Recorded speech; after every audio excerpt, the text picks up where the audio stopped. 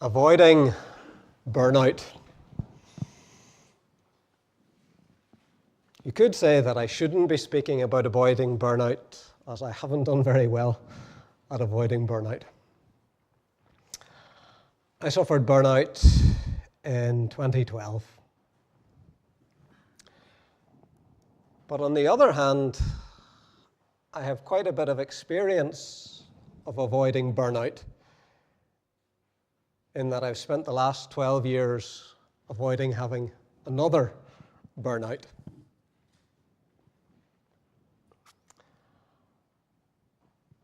What I'm going to say this evening isn't a professional opinion. I've no qualification in anything medical. It's just my personal experience. It's definitely not an exhaustive treatment of the subject. It's just some of what I've picked up along the way. It's what's worked for me, and I hope and pray it will help some of you. I know your circumstances will be different, but the principles are the same for everyone. So hopefully there'll be bits of what I say tonight that you can take and adapt to your own situation.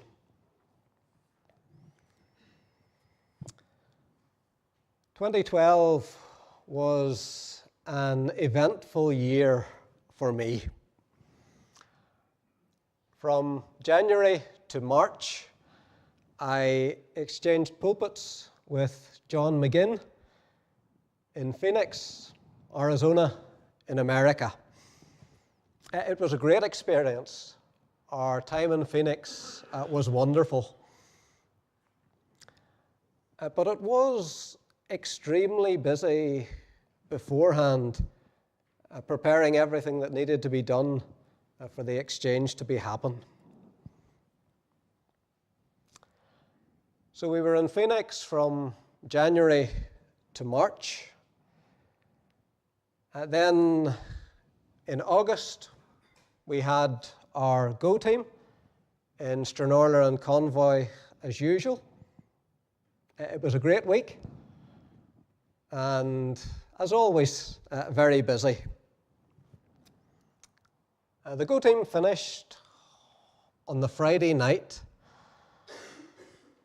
On the Saturday morning, I was packing the car to go to the Share Centre church conference, and I just collapsed in floods of tears.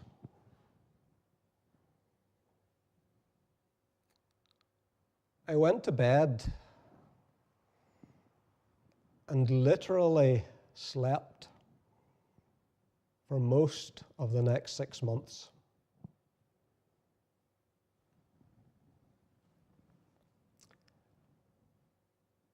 Afterwards, my wife Joanne and I met up with Andrew Collins to talk it all through.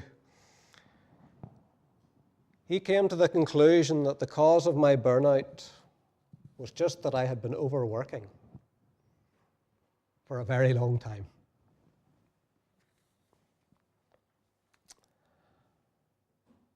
That's my experience of burnout. But as we talk about avoiding burnout this evening, I simply want to ask two questions. The first question is, what is burnout? Burnout is defined as physical and emotional exhaustion caused by overwork or stress. So it's extreme exhaustion caused by doing too much or too much stress. Work itself is not bad, but too much work can cause problems. In the same way, stress itself is not bad, Stress can be a good thing. It helps us to focus on what needs our attention. It helps us get things done. But too much stress can cause problems. Burnout can happen if you're doing too much, especially if you're doing too much over a prolonged period of time.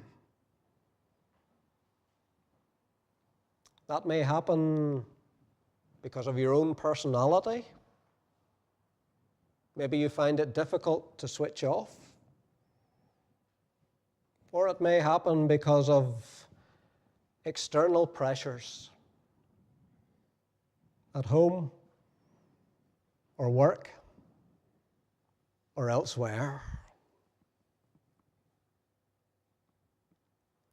But if you do too much for too long, you can lose the ability to function properly.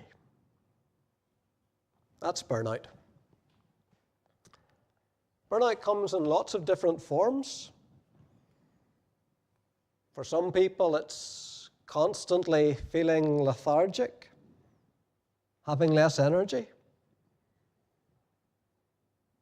For some, it's not being able to produce any original ideas. As I've mentioned, mine was a bit more dramatic. Burnout can happen to anyone of any personality type, in any job, in any family situation.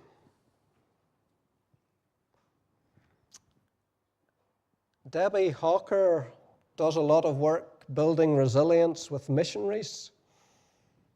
She says that 1/3 of pastors and youth workers experience burnout.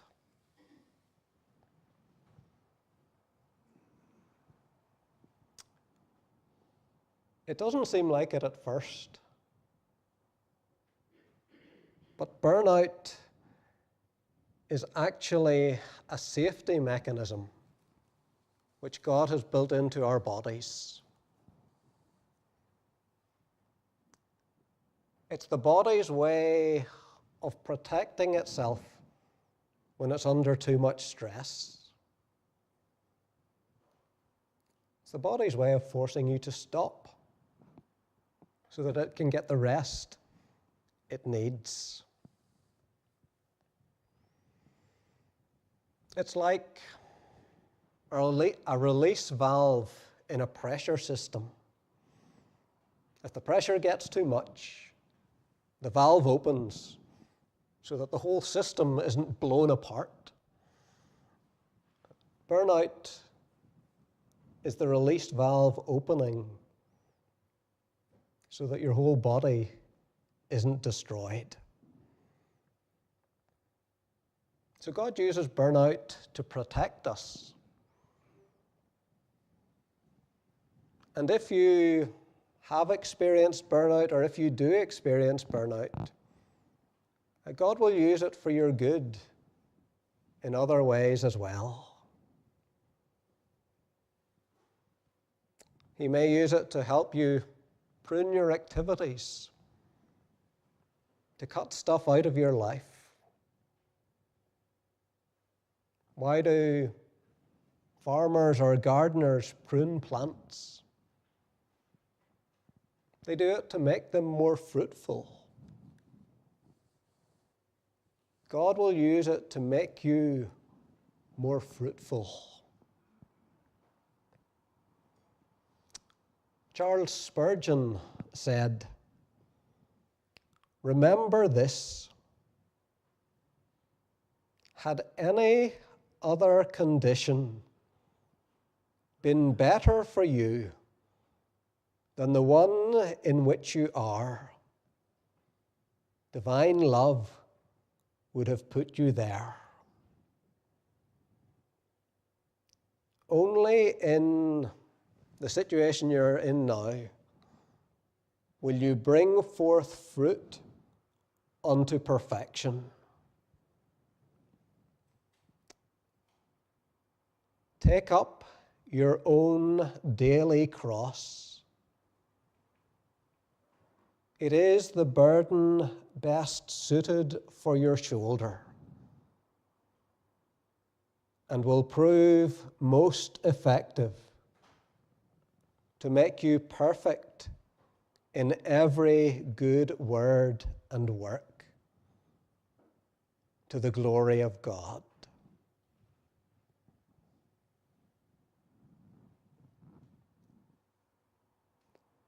So God has put me in this condition because it's in this condition that I'm best able to serve Him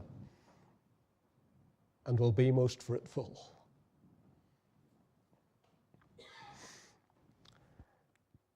J.C. Ryle said, "Sickness is intended to be a blessing to us, not a curse."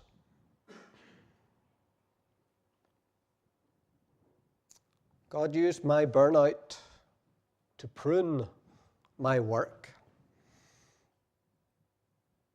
Shortly after I had the burnout, I asked myself if I could only do one thing, which seemed a very real possibility at the time. What would that be? My answer was, I would preach. And as a result of that, I've focused down on preaching even more since then. God has also used my burnout in other ways. He's used the last 12 years since it to make me much more aware of my own weakness. And He's used it to reveal some of the sins that are buried deep within my heart that I can't see when I'm feeling well. Do you ever notice how your temper gets a bit shorter when you're tired or hungry? It's a bit like that.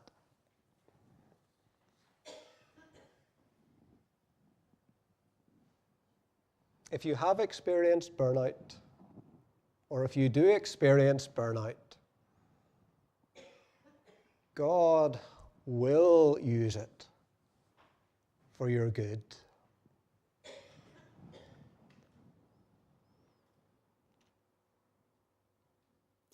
But that being said,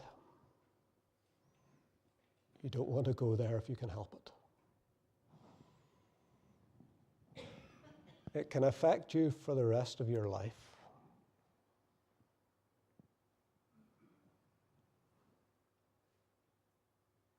It was 5 years after my burnout before I recovered physically to where I am now.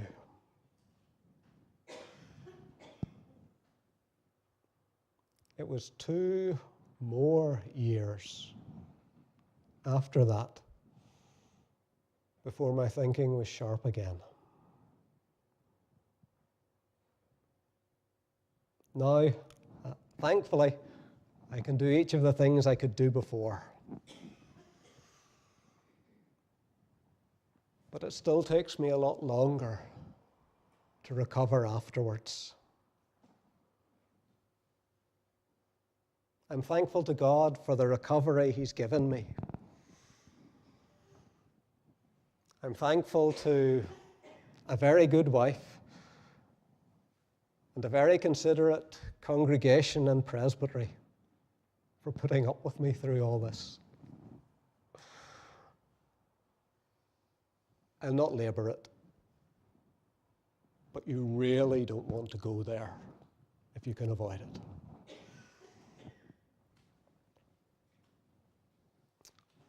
Burnout can also lead to other issues like depression or anxiety.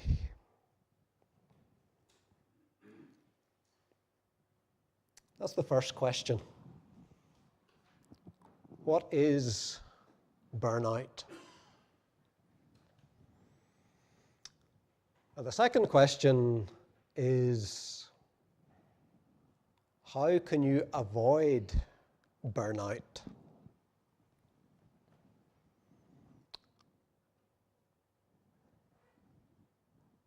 In order to avoid burnout, we need to remember that we're human. We're not bodiless angels. God has given us physical bodies with physical needs and physical limitations. If we don't give our bodies what they need, or if we ignore their limitations, we'll run into problems.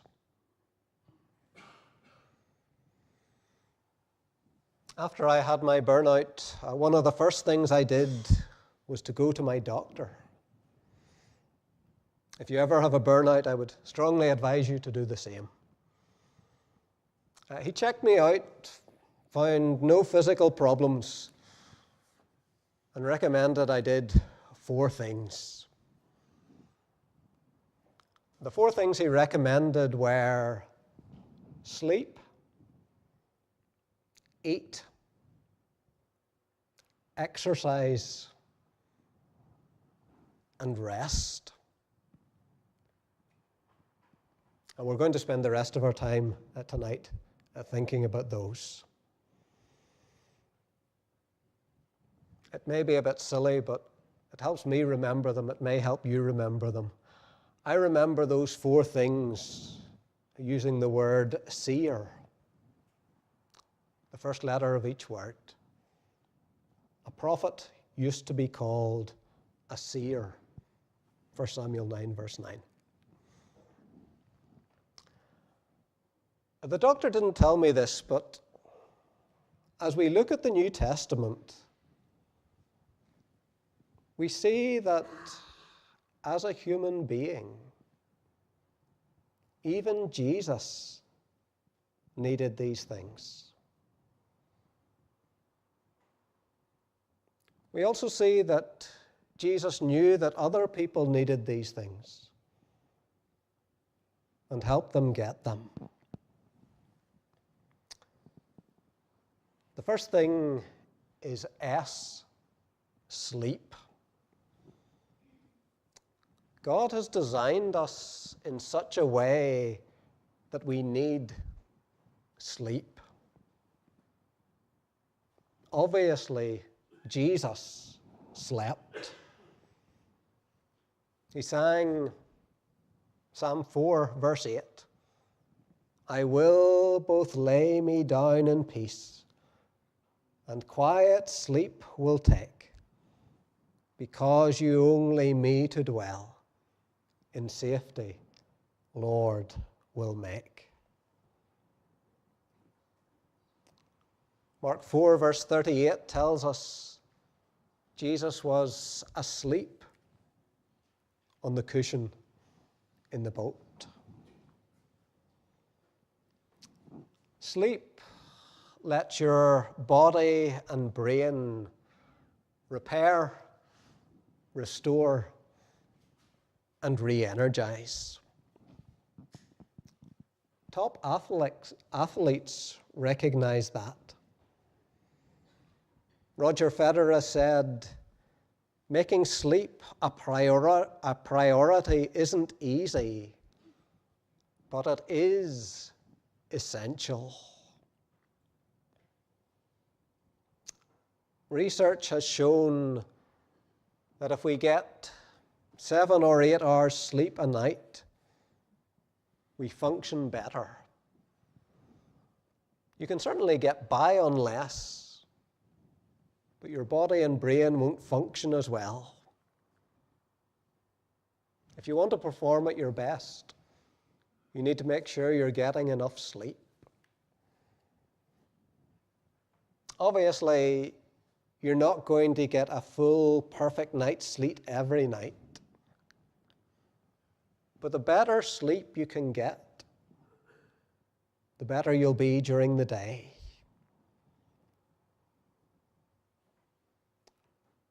the most important thing to do if you want to get a good night's sleep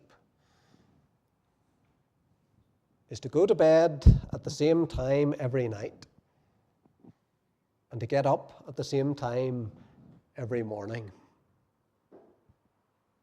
Of course, that's not always possible in the real world, but the closer you can get to that, the better you'll sleep. Having the same pre-bed routine every night also helps. Do something that helps you wind down before bed. It can be something very simple. I have biomechanical problems with my feet and have to do stretching exercises every day. I do them last thing at night. I find it helps me wind down. If you find something that helps you wind down, that'll help you sleep better. Also, don't use technology for half an hour before bed. It stimulates the brain, which hinders you from switching off and getting to sleep. On a similar note, for most people, it's probably best not to take too much caffeine near bedtime. S, sleep. And the second thing the doctor told me to do was E, eat. Obviously, our bodies need food. Psalm 101 verses 14 and 15 tell us that God gives us food, bread that sustains their hearts. Jesus provided food for the 5,000 and also for the 4,000. He knew that they needed food for their physical well-being. In Matthew 15, verse 32, he said, I do not want to send them away hungry, or they may collapse on the way. If you're not putting the right fuel into your body, it's not going to function very well. When the doctor told me to eat, he told me to make sure I was eating properly and not just snacking. He told me to eat 3 meals a day and try to maintain a healthy weight. And while we're on food, some people find that caffeine makes them edgy. If that's the case, it will help if you can cut back on how much tea or coffee you drink. E, eat. The third thing the doctor told me to do was another E, exercise. As we read the Gospels, we see that Jesus and the disciples walked a lot. From the places mentioned in the Gospel accounts, it's been calculated that Jesus walked at least 3,000 miles during his 3-year public ministry. The Bible tells us physical training is of some value. 1 Timothy 4, verse 8. Our bodies were made to move. They are, after all, about 40% muscle. It's not good for them to sit still all the time. exercise is good for us. Moderate physical exercise helps expel unhelpful chemicals from our systems and stimulates the production of helpful chemicals. It strengthens not just the body, but also the brain. Exercise has been shown to trigger the growth of new brain cells, helping the brain to stay healthy.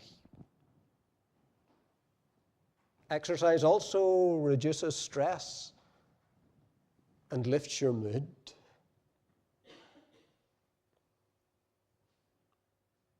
So take some form of exercise every day. It doesn't have to be very strenuous. Even going out for a walk or doing some work in the garden will do you good.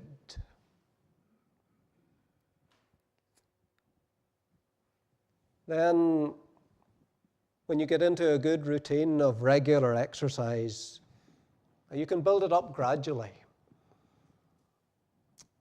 Eventually, if your age and health allow you, if you can do some vigorous exercise 3 times a week, that would be ideal.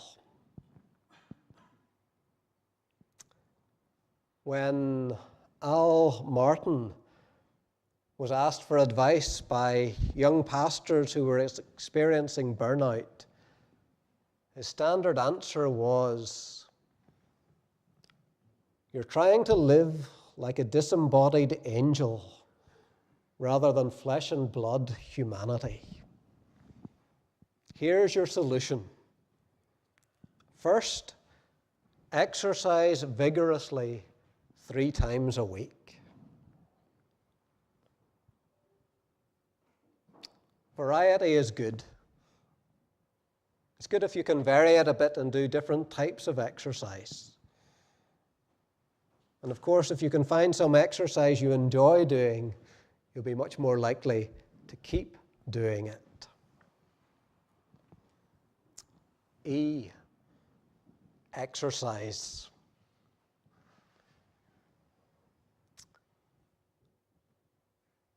The fourth thing the doctor told me to do was R, rest.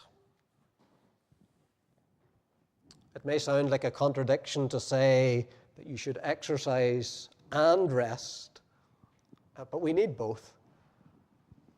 Rest allows our bodies to recover from exercise. Exercise actually causes microscopic tears in your muscles. Rest allows your body to repair itself, to build itself up again. And when it does that, it becomes stronger. Rest is needed in order to benefit from the exercise. So we need rest to recover from exercise. And we also need rest to recover from work. God didn't make us to work 24/7. We need rest. Yes, Jesus was extremely busy at times. Sometimes he didn't even have time to eat. Mark 3, verse 20. But he also took time to rest. When he was tired from traveling, he sat down and rested by a well. John 4, verse 6. Mark 7, verse 24 says, Jesus left that place and went to the vicinity of Tyre. He entered a house and did not want anyone to know it. We're not told why he didn't want people to know he was there. But it seems reasonable to me to assume that he wanted to rest.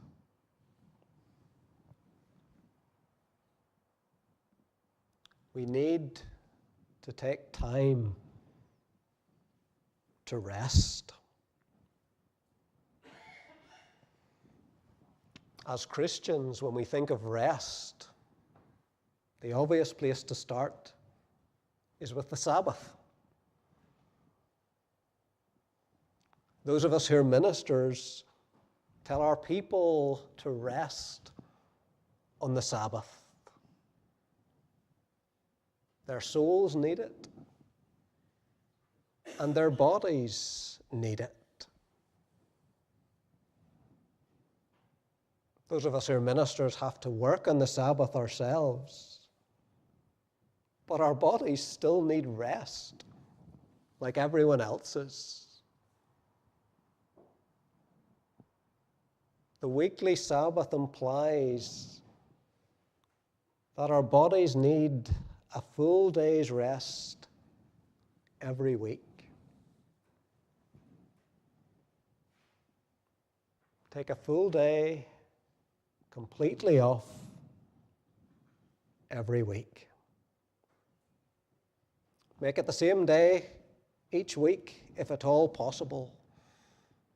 God has designed us so we work best on a 7-day cycle.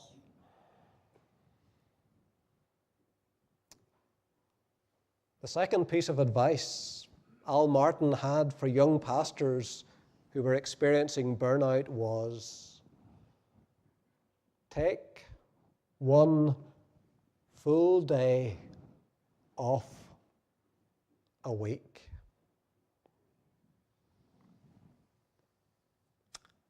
Take one full day off each week. But that doesn't mean that we should be working every hour that we're awake the rest of the week.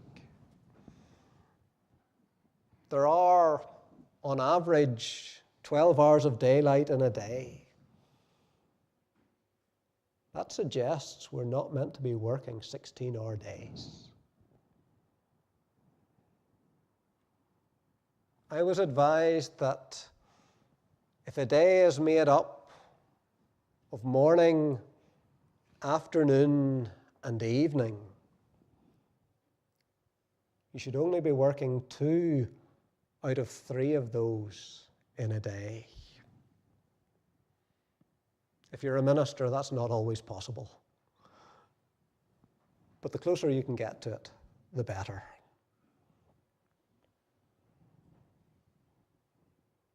Also, the less you're interrupted by work during your rest time, the better. The studies have shown that it takes at least 20 minutes to completely switch off again after an interruption.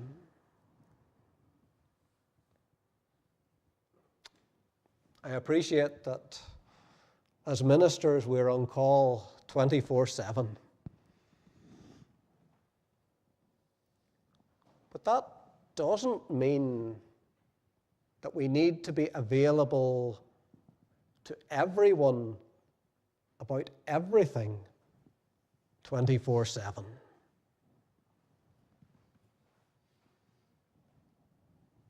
Try to limit how much work interrupts you when you're meant to be resting. One way to do that is by only checking email at set times rather than having your phone bleep every time a new message arrives. You may want to do something similar with other messaging platforms.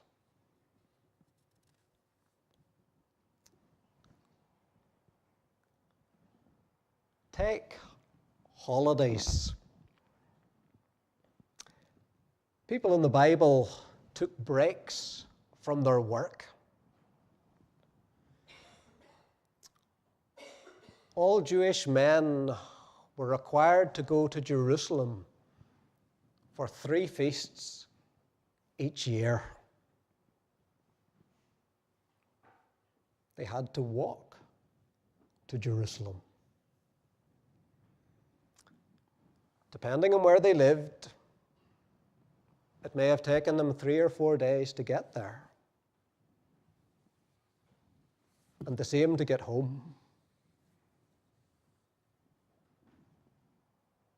If the feast lasted for a week, that probably adds up to them being away from their work for about 2 weeks. 3 feasts would add up to maybe about 6 weeks in the year.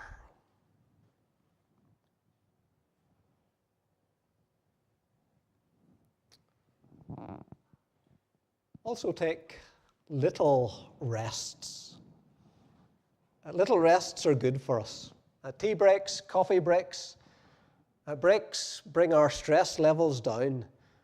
They give us a chance to recover from what's come before, so that we can work more effectively at what's next. Apparently, even shorter breaks can help too. Getting up, stretching your legs, even just taking one long, deep breath from time to time has been shown to lower your stress, to reduce your heart rate and blood pressure, and to calm you down.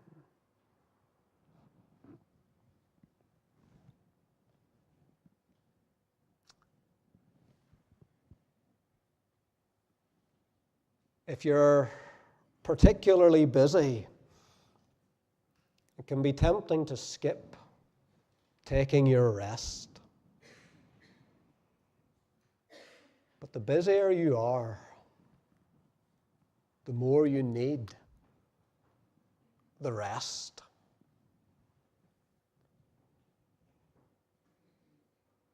If something huge crops up and you really can't rest, you may need to take extra time to rest afterwards. We are human beings, body and soul. We're not angels with no body. Our bodies have physical limits. If we work them harder than they can cope with, we need to give them time to recover afterwards. That's what Jesus did. Jesus endeavored to provide extra rest for his disciples when they were very busy. In Mark 6, verse 31, we're told, "Then, because so many people were coming and going that they did not even have a chance to eat, he said to them, 'Come with me by yourselves to a quiet place and get some rest.'"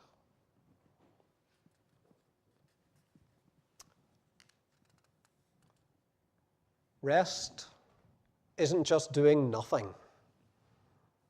Often doing something helps you recover better than doing nothing. Do things that help you unwind.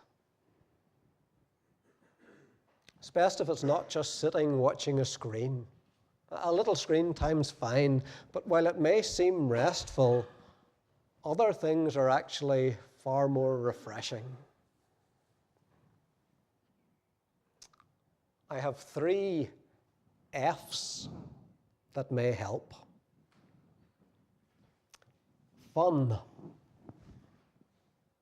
Do something just for fun.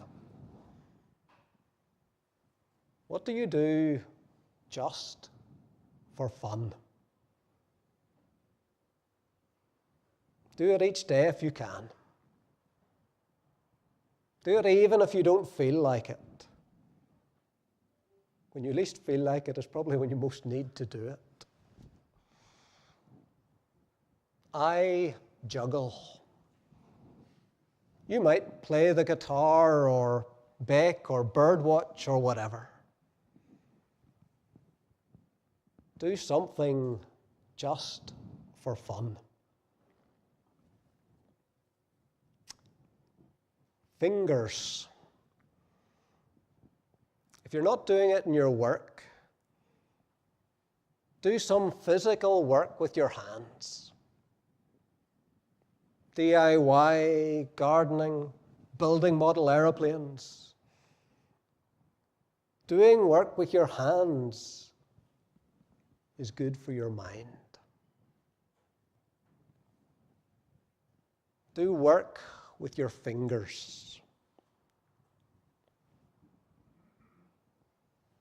Fresh air. Get out in the fresh air.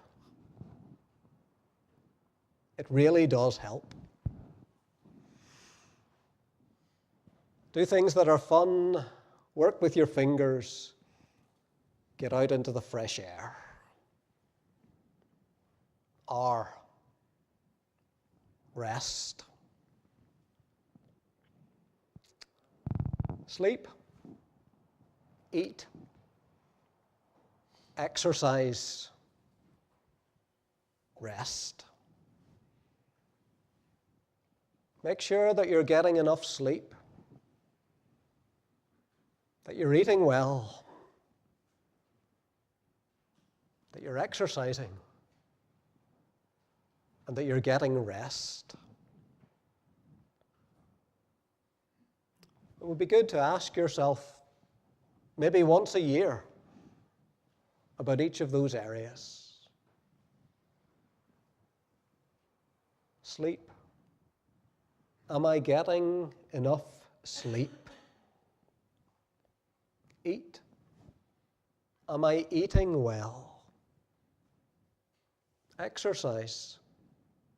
Am I getting enough exercise? Rest. Am I getting enough rest? Am I taking my day off? Am I working all day? Am I taking enough holidays? Am I taking enough little rests? What could I do to improve?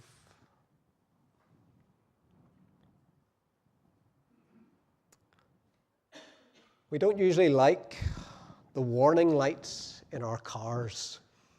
We get annoyed when they come on. But they actually are useful.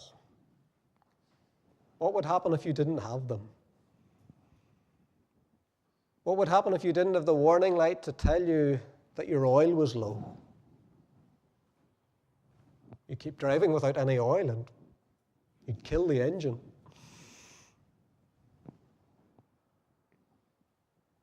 Does your body have warning lights?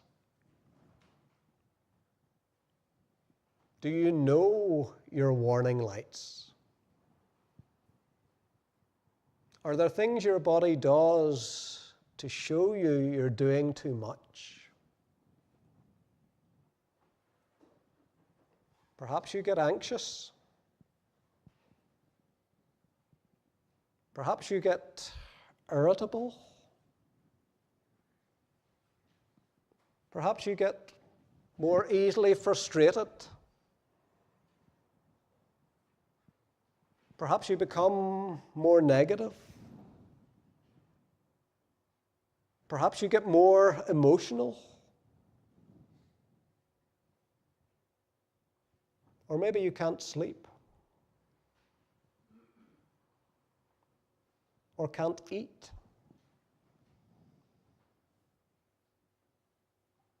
Or maybe you vomit when you're not ill.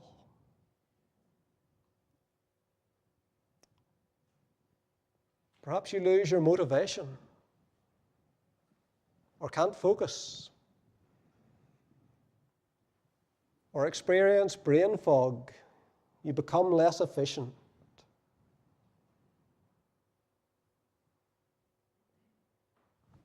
Maybe it's something physical. Maybe you get nosebleeds. Maybe your eyes start to twitch.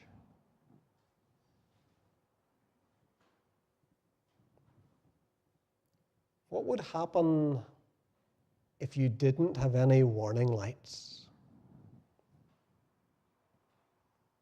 Well, you would just continue to overwork until you crashed. That's actually what happened to me in 2012. I just fell apart one day without any warning.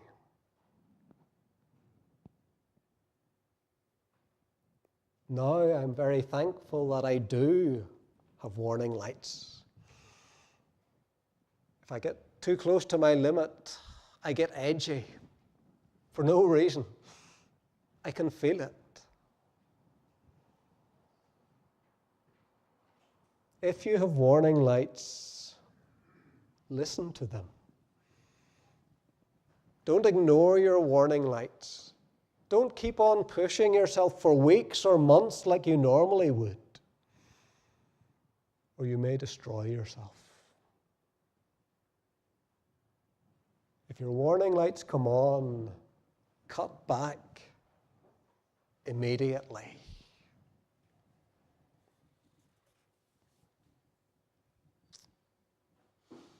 Sleep, eat, exercise, rest.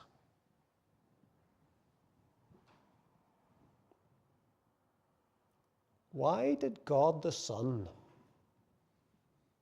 take on a human body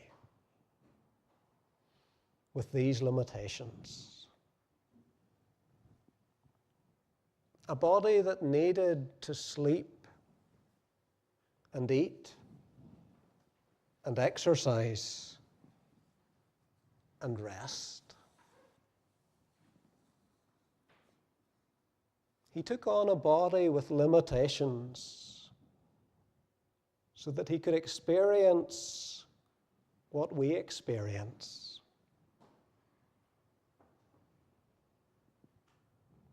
And so that that body could be taken to those limits. So he could die on the cross to save all those who trust in him.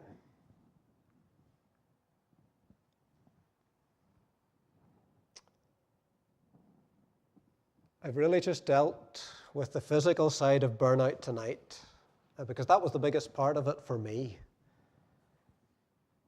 But there is much more that could also be said about other aspects of burnout. Spiritual, emotional, mental, social. I'd like to finish by mentioning two books that I found helpful. The first is by Christopher Ash. It's called Zeal Without Burnout. If you're suffering from burnout or recovering from burnout or seeking to avoid burnout, it is excellent. The second book is by David Murray. It's called Reset. Murray's book is much more detailed. It covers much more ground than I've covered in this talk. It covers it all in greater depth. There's maybe too much in it to go through if you're in the middle of burnout. But it's very good if you've recovered or if you're seeking to avoid burnout. There's an equivalent book written for women by David Murray and his wife called Refresh.